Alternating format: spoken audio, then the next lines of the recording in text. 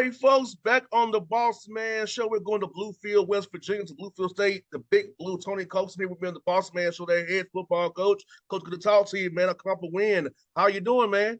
Hey, man, thanks for having me. I appreciate it. Always good to come off the win. But like everybody, man, we enjoyed it Saturday night, Sunday, and now we got another one coming up in a couple of days. And Coach, even though you was a comprehensive victory, always things to clean up and get corrected. So how's that been so far? We can practice how to let you guys here get too big, but clean up the mistakes and let's look forward to this next week gets here. Emory and Henry coming up here.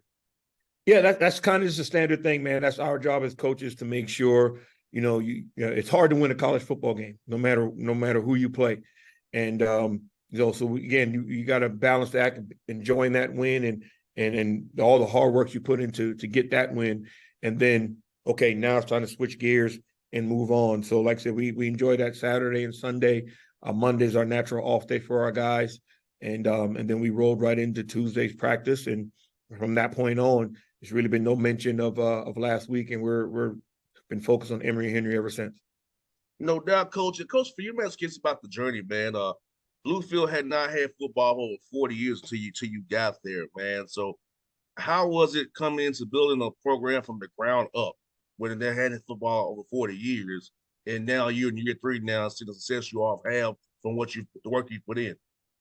Yeah, a lot of people, again, first time as a head coach and taking on a task like this, doing it from scratch. Everybody's like, "Are you crazy trying to, do something like that and build it from scratch?" But I look at things differently than most.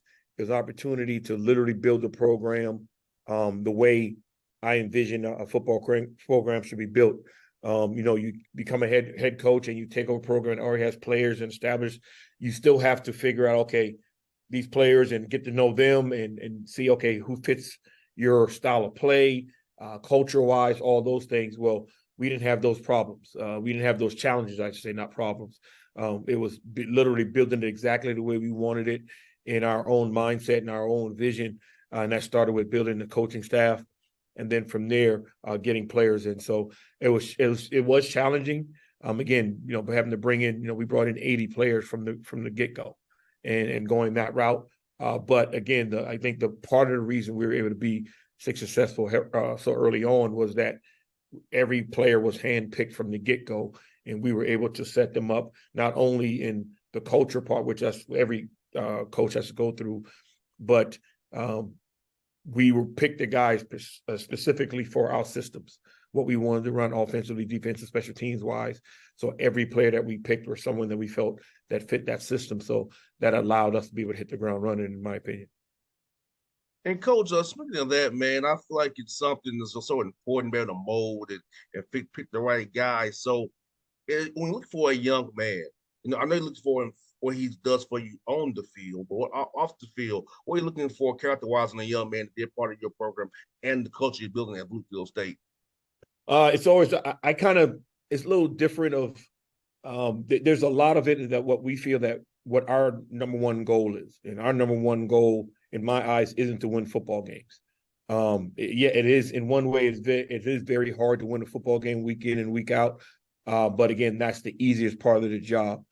Because I think my number one goal and what we believe our number one goal here at Bluefield State with our coaching staff is to develop and grow and build young men to go out and be great, get their degrees, and then go out and do things that can impact this world in a positive way and change the world. So we look for young men that want to do that want to get an education, that want to better their particular circumstances, no matter whether they're coming from not so great surroundings, or even if they come from great surroundings and build it up and continue to build on that and grow. So that's what we focus on, the young men that fit those things, that want to be challenged. We feel we run a pretty, we let them know, hey, this is not going to be easy. This is not a thing where, hey, you're going to be given anything. You have to earn everything, because that's what life is. Life is not, you're not given things in life. And unfortunately, they've been kind of led to believe in the way the world runs right now that they're entitled to a lot of things, and that's not what the real world. So our mindset is we have to do a lot of deprogramming of that and just letting them know what the real world's about, And oh, by the way, if you do the things we ask you to do in the classroom, focus on academics, be the type of person in the community, be good to people. Those things translate onto the football field and help you win ball games. So I think we kind of, in our mindset, it may be a reverse engineering of what a lot of other programs do. And I think that's, again, another reason why we've been able to be so successful early on. And coach, I was talking to one of my old coaches about me being always been 40 now, and things that he told me almost 20 years ago makes sense to me now. I'd apologize for being a knucklehead back in the day because I thought I knew understood and I didn't. But now being an adult, I have my own business, own radio show, having to deal with things family wise. Things he told me make sense now. I called him to say I'm sorry. I apologize because at the time I didn't listen to you, but now sitting here almost 40 years old, it makes sense. Mm-hmm. Yeah, I mean, you're exactly right. And you said you're almost 40 years old. Well, I'm almost 50 years old. I'll be 47 in December. And but yeah, I mean, but that's just what it is. We all went through that. To different extents. We all had coaches or elder people who told us certain things. We're like, yeah, right, man, whatever. And then, like you said, 10, 15 years later, like, you know what? If I would have listened to him then, I might not have had to deal with this, or I would have made a better decision here. That still goes on. And that's always going to go on. But that's just what it is. That process, continue to give back and continue to help mold and mentor young people. That's one reason I've always wanted to be in college coaching. I was able to fortunate enough to be in the NFL and win a Super Bowl with the Denver Broncos. But I always wanted to be a college coach because of the mentoring of the young men that this profession allows me to do. So again, that's what we think our number one goal is. That's what we focus on. And again, we feel if we do that the right way, show them what the real world is, give them those build off of the foundation that their support system has given them, and then maybe provide some level of support that they may not have. If we do that right, then we're going to win a lot of ball games. Yes, indeed, coach. I was asking his coach, Coaxum, about that point about developing young men. Being Bluefield State, I know it's not majority. I say ABC, but it's not majority black anymore. But you're still coaching a lot of young black men and promoting young black men. About carrying that flag into help dealing with this critical age, as we both know, mentioned 18 to 24 years old, giving that foundation to successful black men, adults in their lives and have successful wives, families, and businesses after Bluefield State. Again, that's the number one goal, and that we all need that. Everybody needs that. When you're 18, we didn't know. We thought we knew everything at 18, 19, and 20, and we didn't know anything. And it's no different. I think the one thing that's different is that there's been so much empowerment given and told that to make them feel like they know everything. And yeah, you want to let them know, hey, you have to be able to stand on your own 2 feet and make decisions. But there's still so much that they don't know. They're so inexperienced in their lives, and now they're making decisions that aren't the best for them because they're trying to make it on their own because they've been told, hey, you're an adult, you can do this, you can do that, your life is up to you. And that's something that's true, but you have to be able to grow and learn from that and continue to get better in order to learn from other people so you can make the best decision for yourself. So we always try to tie everything that happens here on the football field. We try to find a way to tie it into everyday life. And that's the beauty of this game. It shows you so many different life lessons. And one of the most important ones is that you can't do it by yourself. No matter how great of a player you are in the game of football, you can't do it by yourself. Basketball's a little bit different. You got one great player, you can make a difference a lot more than one great player on the football field. So we always try to lean on that, and that's what we harp. Again, we let them know we're very direct with our guys and very upfront and very matter of fact that the world doesn't owe you anything. And relating it to being, to young black men, I tell our guys all the time, you have to understand that there's going to be a lot of times you just can't be good at your job. You have to strive to be great at your job. Because unfortunately, a lot of times someone else who's not as good as you doing that job may get that raise, may get that promotion just because of their color of their skin. and not off of merit. So, always strive for that perfection, so to speak, or be the best at what you can do in order to get what's coming to you. Because if you do anything less, you're opening up the door for people to use their own biases against you to not reward you for your hard work. So that's kind of what we lean on. And like I said, we're, in the 3 years we've been here, the minority population here at Bluefield State has started to change and grow and increase to look more like your traditional and HBCU, which is something that's very important. And coach, that's why I do for you all, because I know you all don't get covered unless you win a lot or something bad happens. Now, I'm an HBCU grad myself at Tennessee State, so I understand. And so we having been this blessing to have 5.5 billion listeners in Atlanta here, our own platform. It comes with challenges too. But the fact that I don't have to ask anybody, can I talk to you today? I can just ask myself. It's a wonderful thing in this Yeah. in this business media that I'm in. And it's just one of the things I feel like it's my duty as a servant leader and a servant of others to make sure I give y'all a platform to talk about your programs, about any bias, and with understanding of where you're coming from, because I lived it too. Mm-hmm. And again, I didn't attend the HBCU myself. I'm a West Point grad and played Army football, but I have a lot of family members and friends who attended HBCUs, and it's very very rewarding to be in the HBCU space like I am now, and embracing it. And you're right, platforms like yours are very important to us. And like I said, we're very proud of the brand that we've built in the past 3 years. Because again, like we've touched on it, building the program from scratch. But literally, I mean, it's everything. We designed the uniforms, and even reshaped and rebranded the program with our dog head logo that we have here, and which we're very proud of. And like I said, we'll put our logo against any institution at any level. I just think that's how high quality and how legit that it is. And one of the most rewarding things, I'm from Charleston, South Carolina, and went back home last year for Christmas, and hanging out with some friends of mine, and someone told me they were in the local mall, and just in passing, hearing kids talking about Bluefield State and how they want to go to Bluefield State. And we recruit very heavily back home in Charleston, but to hear that going around in the mall just in passing, that was really rewarding to hear that, hey, we're doing things the right way, and hearing it and seeing it. And again, 3 years ago, no one, that first time out on the road, we have to explain not only who Bluefield State is, where we are, and all that, but now when people see this dog head, they say, hey, that's Bluefield State, and they know where we are.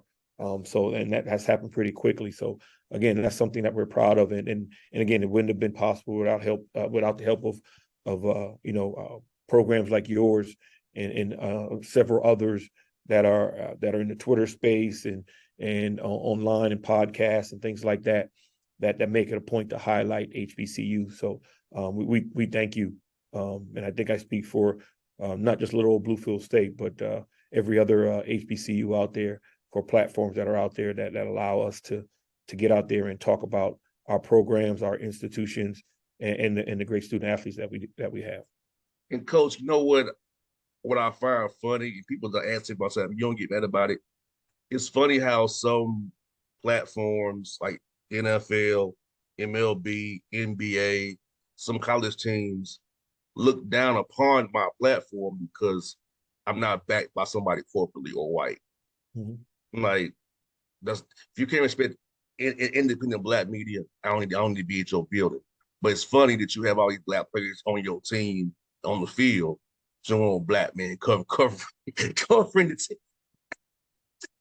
Yeah, like I said, it's a crazy it's world. It's funny to be coach. Yeah, it's a crazy world we live in, and it's one of the things to where we're an HBCU, and our team is majority Black players, but we have players of many other ethnicities and on our roster.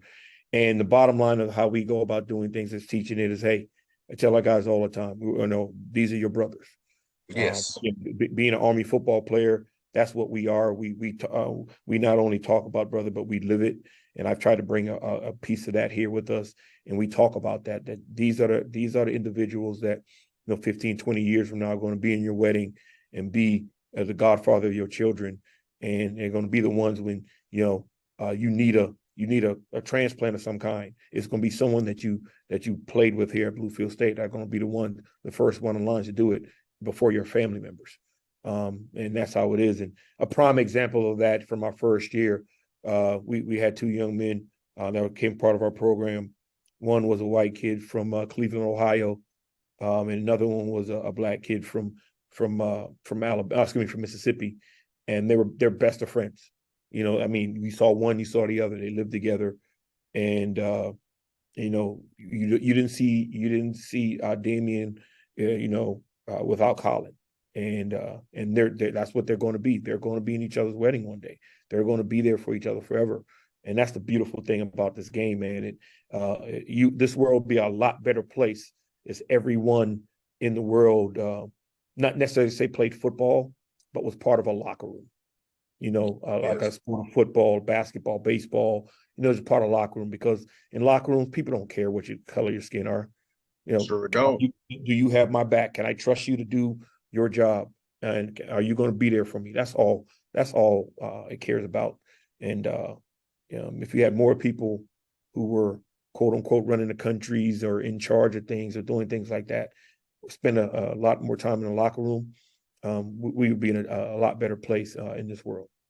No doubt, Coach. I'm asking us about how was it playing the Army, and how was that playing the Army and having to go through a cadet there in the West Point, going to classes and doing the Army drills as well, and playing football. How was the experience up there for you? It was the best experience of my life. There's a lot of misconceptions of it. We do a lot of our military things during the summer times. That's where it was different than most college athletes. Everybody else was, kind of in their summer classes and strength training and stuff like that. That's when we did all of our military things. Then once the school year started, it's pretty much being like a regular college student, outside the fact that we wore uniforms. Days might have started a little bit earlier, but we got in and did our deal and went on and went to practice and prepared for games. And on Saturdays, we competed like everybody else. We didn't feel we were any different. We wanted to compete at the highest level, and I was able to do that and play against some guys that played on Sundays and beat some teams from Power 5 teams and guys that across the country that ended up doing a lot of great things. So, but it shaped almost every aspect of my life. It's allowed me to be where I am today. Not only as a football coach, but again, the brotherhood that I have with my West Point brothers. We don't call each other teammates. We literally call each other brothers. Anyone that's ever met anybody that I played with at West Point, I don't say, hey, this is my Army football teammate. This is my Army football brother, because it absolutely means that to us. But it opened up doors for a lot of different things. I became a member of Kappa Alpha Psi fraternity at West Point. We started the chapter up there. And that's been a great influence on my life and shaped my life, and 25 years in the bond on that. And obviously my military background and gotten to play football. I didn't play football in high school. So I got to play in college and walked on and ended up starting for 3 years. So everything from West Point has shaped pretty much every aspect of my life. And I take so much lessons from there into the civilian world, from my time as an Army officer into coaching. And again, I wouldn't change a second of it. No doubt. And back, I know when I played, I still didn't hear it. I had some of that old turf, so I wasn't playing on the old turf. Like I'll wear out there. I'll put on some sneakers. I wouldn't and run. And I was a wide receiver. I was putting sneakers. So how was it you playing on that old concrete turf? I still have scars on my body and some turf burns on my body from the old turf at Mikey Stadium back in the day, the old Astro turf. So again, it is what it was back then. We didn't think nothing of it. At the time, it was kind of the new thing. You know what I mean? You look back on it now, you're like, man, that's some old stuff. But at that time, it was kind of okay. If you didn't have grass, that's what you had. So it's gotten better as time goes on, like most things. So again, those are the type of things you remember and you're fond of. Probably got a little extra aches in my knees from that hard surface, and I definitely got some bumps and scars in my body from it. But again, I wouldn't change any bit of it if I could. Enjoyed every second of it. It shaped me in so many different ways. I got to go back there and coach for 7 years. So again, people asked me, one of my players asked me it the other day. They were having a debate about, college football teams, who's their favorite team growing up. And I said, I've only really had two favorite teams. That's Bluefield State, where I'm coaching now, and Army football. Because, Army's always going to be in my blood. And obviously, being here at Bluefield State, starting a program from scratch, it'll always be part of me, no matter what. Yes, indeed. I said you from a great part of the country, the low country. I've been down a few times. He's my buddy down there who my Geechee brothers down there.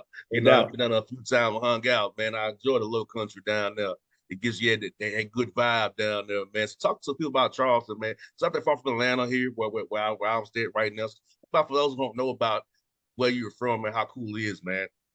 Oh yeah, Charles, South Carolina, man. It's a beautiful place. Right there on the water, great food, friendly people. It's one of the things. There's a good while where, from my time being in the Army and then coaching, I spent a lot of time where I didn't really get to go home much. But since I've been here back in Bluefield, it's only it's about 5 hours away. I've been able to go back a good bit, and I always will love home. I always be a Charleston boy at heart. And I love where I'm from. You know what I mean? And we do a heavy bit of recruiting from down there. We have from the day we got here, we got a lot of kids from the Charleston area and from South Carolina in general. My offensive coordinator, he's been with me from the start. Started out as my running back coach and just climbed up. He's from Charleston as well. And so we really hit it down there. And like I said, man, it's never really a stranger that you meet. You back home, you're riding down the street and car goes by, they blow the horn, you wave. That's just kind of how it is. Do you know that person? Nope. Don't know who they are, but that's just who we are. But I'm always going to love home. And like I said, I always, people try to, pump me up a little bit or pay me too many compliments or pat me on the back too much. I just tell, hey, I'm just a country boy from Charleston, South Carolina. That's always what I'm going to be. And I really am proud of where I'm from. Now, Coach, you feel that with the portal and the NIL, where it is up in the FBS, FCS level, that you really get your hands on better high school players because they're not getting looked at per se by the FBS, FCS guys like you're used to. You can get kid to commit early. That's very talented. You can really develop them. Have you somebody really be a part of this big blue nation that you're building here for 3 or 4 years. Yeah, I think it's I feel for high school athletes getting recruited because, like you said, the portal has really changed the way it's really hindered their recruiting. Because you get a kid from high school that's really talented, and at that point it's always potential outside of just a bona fide quote unquote can't miss guys. You get a kid that's kind of on those fringes, and he's like, yeah, he's pretty good. He can be this in a couple of years. Well, there's a kid that's in the portal that may be just a year older that's been in the college program, been away from home for a year, has been in a weight program, and you have college film on him, who you're going to take that kid 9 times out of 10 just because there's more there. He can survive at a college level because you actually have proof of it. Where a high school kid is still all potential. So that's really had a negative impact on high school kids who normally would get offered and brought in to say a FBS or just a Power 5 or Group of 5 program. It may sit for a little bit, a year or maybe half a season and get to play. Now those guys are getting pushed down because now with the portal, those kids that used to get those offers, they're not getting them. So now they get pushed down to the Group of 5 or FCS level. And then those FCS guys, they're getting pushed down to D2 level. So we are finding, particularly in the skill positions, you can find a lot of really good skilled position guys who are you're like, why is this guy sitting here? Why didn't he have any offers? Well, there's just none left because of the portal and everything's getting pushed down. So we've been able to find some really high caliber guys that are coming and play right away and be really successful and are growing. And the biggest thing is just kids have to get an understanding of what that is and not fall in love with the what you see all the time on social media, D1 or bust type mentality. Because they take that into recruiting and, they kind of turn their nose up at a really good D2 program because they think they're a D1 player, and maybe talent-wise they are, but numbers-wise it just doesn't match up. And now they're stuck with nothing. And now they got to go kind of crawling back to those D2s and end up being, getting less of an offer, or sometimes having to go to a JUCO or things like that. So it has affected them negatively. And kids just have to understand, hey, find the program that's best for you, whether it's a D2, D3, NAIA, or D1, and then go be the best you can be.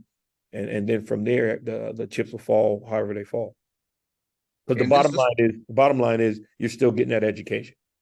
Yes, no doubt, Coach. This past weekend we saw here in the South AA beating some MEAD schools, SIAC beating SWAT schools. So the talent gap is not that far away. It's just a matter of putting out good film. And I feel like you said, some guys get stuck on the way the division is. You can play there, fine. There's talent. No You got question. talent. The No scouts question. fine. Absolutely. And that's what the kids don't understand. And I think a lot of it is it's the instant gratification type of world we live in right now. That if you're not playing as a freshman, then there's something wrong with you. And now they kind of get a little antsy and leave a good situation, think they're going to get in a better situation. And what they don't realize a lot of times, jumping in the portal is tough. Let's say you're a quarterback and you're competing with 3 or 4 other quarterbacks. Well, if you jump in the portal, now you're probably competing with 100 quarterbacks, because, everybody's in there. And, oh, by the way, you may not have much film. So it's an education piece.